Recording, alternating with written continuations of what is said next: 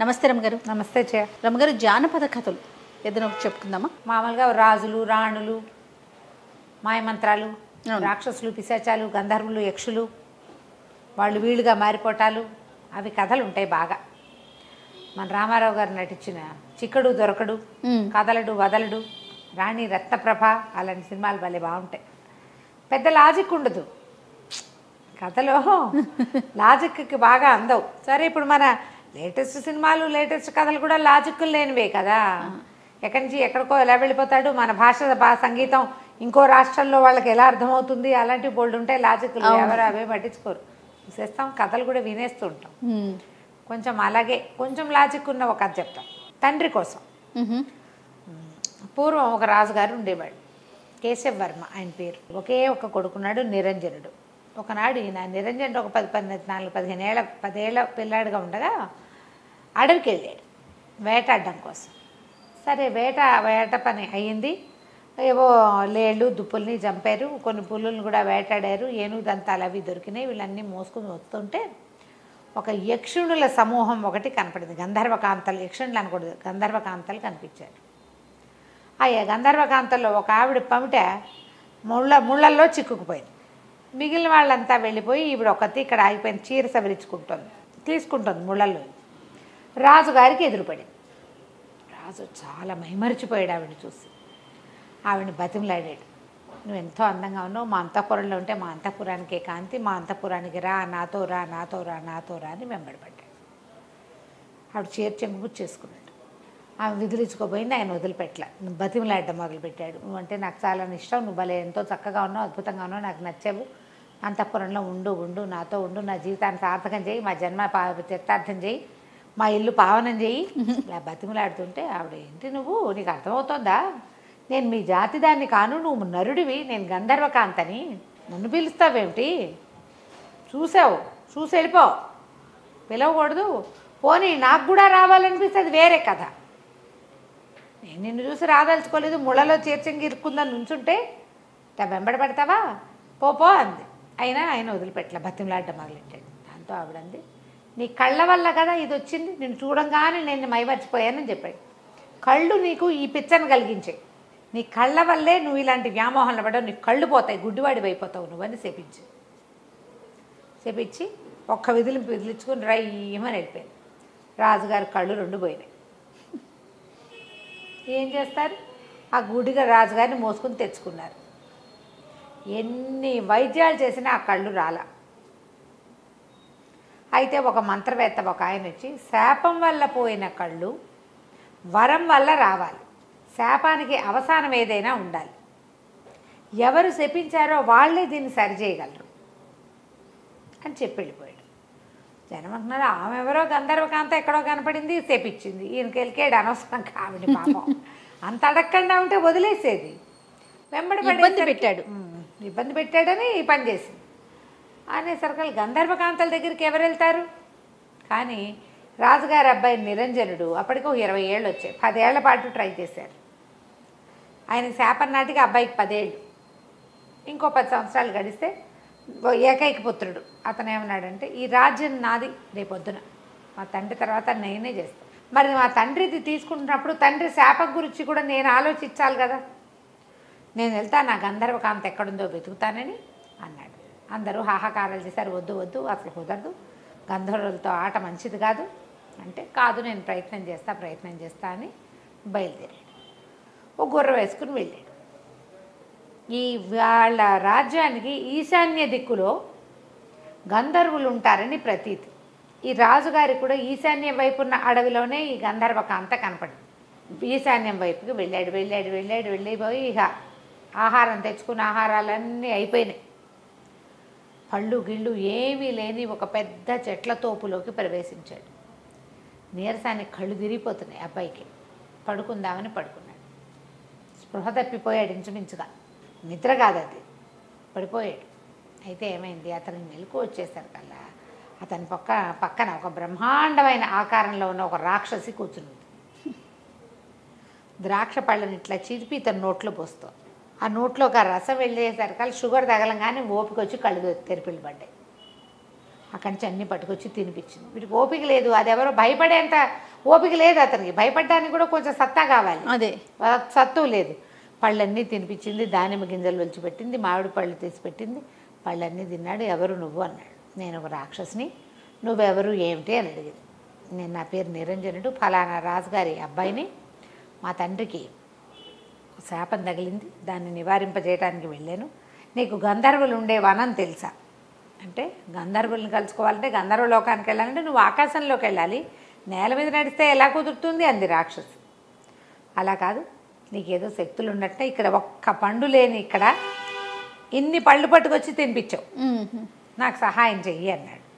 చెయ్యంటే సరే ఆలోచించి రాక్షసు ఏమందంటే, నేను గంధర్వ లోకంలోకి నాలాంటి వాళ్ళకి ప్రవేశం ఉండదు, తీసుకెళ్ళి బయట దిగబడుస్తా, మరి ఆడిన వాటి తప్పకుండా నేను కోరిన కోరిక తీరుస్తావా అంది. నువ్వు ఏమడిగినా తీరుస్తా, గంధర్వ లోకంలో వదిలిపెట్టున్నాను అన్నాడు.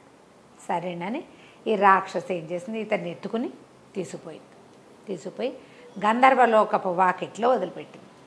నువ్వు లోపలికి వెళ్ళొచ్చు, మానవులకు ప్రవేశం ఉంది, రాక్షసులకు ప్రవేశం లేదు, నేను ఇక్కడే ఉంటాను, నువ్వు పోయిరా అనేసరికల్లా సరే ఏం చేశాడు, లోపలికి నడుచుకుంటూ పోయాడు. ఎంత బాగున్నాడో కుర్రాడు.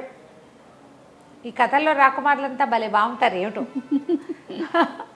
ఎంతో బాగున్నాడు.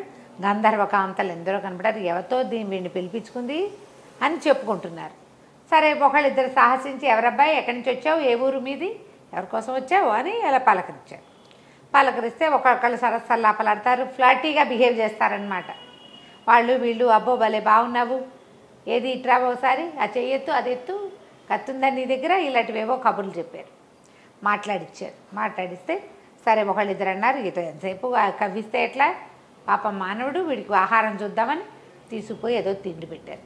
తిండి పెడితే అడిగారు, ఎందుకు వచ్చావు ఏమిటంటే, మా తండ్రికి ఇట్లా కళ్ళు పోయినాయి, ఒక గంధర్వకాంత మా నాన్నని శపించింది, మరి ఆయన కళ్ళు మళ్ళీ వచ్చే మార్గం కోసం వచ్చాను అని చెప్పాడు. అప్పుడు వీళ్ళంతా ఆలోచించుకున్నారు, ఎవరు మనలో ఎవరైనా మానవుణ్ణి శపించింది ఎవరు చూసి, అప్పుడు గంధర్వ రాజకుమార్తెైన పుష్పోత్తమ ఆవిడ పేరు, ఆవిడే చీర ముళ్ళల్లో చిక్కుకున్నది ఆవిడకి. ఆ కబురు ఈ కబురు చేసి పుష్పోత్తమని పిలిపించారు.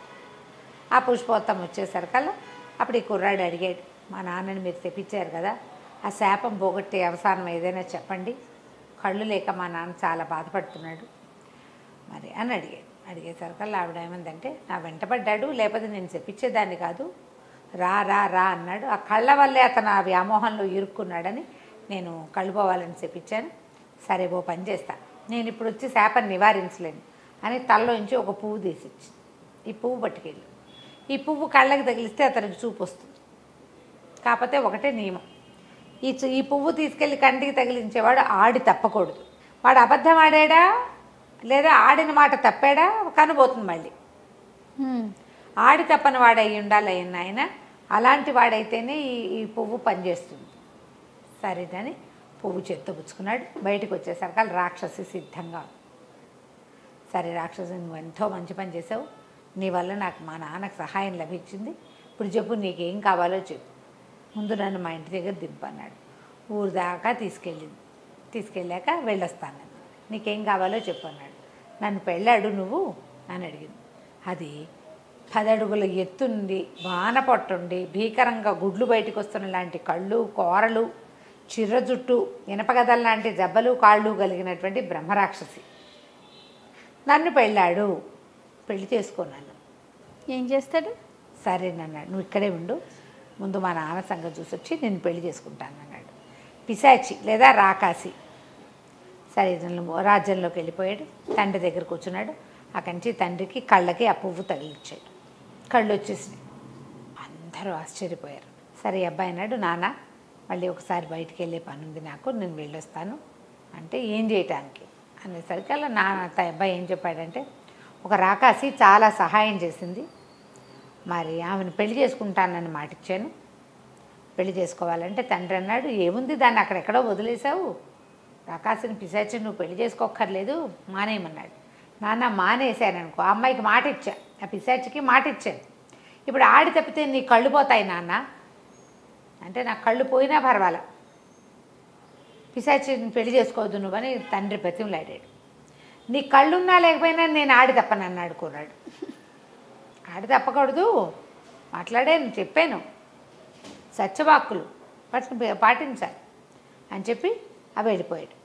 నగరం బయట ఆ పిశాచి తోటలో కూర్చుని తను రమ్మన్నాడు. పెళ్లి చేసుకుంటాను పదా అని చేయిపుచ్చుకున్నాడు. చెయ్యి పుచ్చుకునేసరికి ఆ అమ్మాయి, ఆ రాక్షసి ఒక అందమైన అమ్మాయిగా మారిపోయింది. ఆశ్చర్యపోయాడు. ఇదేంటి, ఇది ఎలా జరిగింది అన్నాడు. ఎలా జరిగిందంటే ఆ అమ్మాయి ఏం చెప్పిందంటే, నేను మా ఇంటికి ఒక మహర్షి వచ్చాడు, నేను ఫలానా ఇక్కడికి చాలా దూరంగా ఉన్నటువంటి ఒక గుప్తుల రాజధానికి చెందిన రాజకుమార్తెని, మా ఇంటికి ఒక ఋషి ఒక ఆయన కొద్ది రోజులు ఉండటానికి వచ్చాడు. వచ్చేసరికల్లా ఆయనకి నేను ఇలాగ వికృతాకారంతో ఆయన భయపెట్టడానికి ప్రయత్నం చేశాను, రంగులు పూసుకుని రాక్షసులాగా. దాంతో ఆయన, నువ్వు ఏ రూపంతో నన్ను భయపెట్టాలని చూసావో అలాంటి పిశాచి రూపం నీకు వచ్చేస్తుందంటే ఈ రూపం వచ్చింది. మా నాన్న అందరూ బతిమలాడారు. ఎలా శాపావసానం అంటే, ఎవరైతే ఈ వికృతాకారంలో పిల్లని పెళ్లి చేసుకుంటానంటాడో, వికృతాకారం చూసినా సరే అప్పుడు శాప విమోచనం అని చెప్పాడు. ఎంతో కాలం అక్కడ ఉన్నాను నేను ఆ అడవిలో. ఎప్పటిదో ఈ కథ.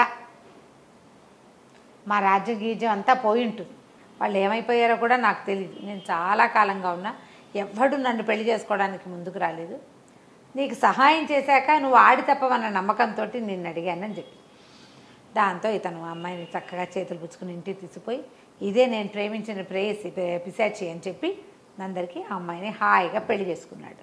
తండ్రికి కళ్ళు వచ్చాయి, ఇతనికి భార్య కూడా వచ్చింది. తర్వాత నిరంజనుడే ఆ రాజ్యానికి రాజై ఎంతో కాలం పరిపాలించాడు. కథ కంచికి మనం ఇంటికి. నమస్తే రమ్మగారు. నమస్తే.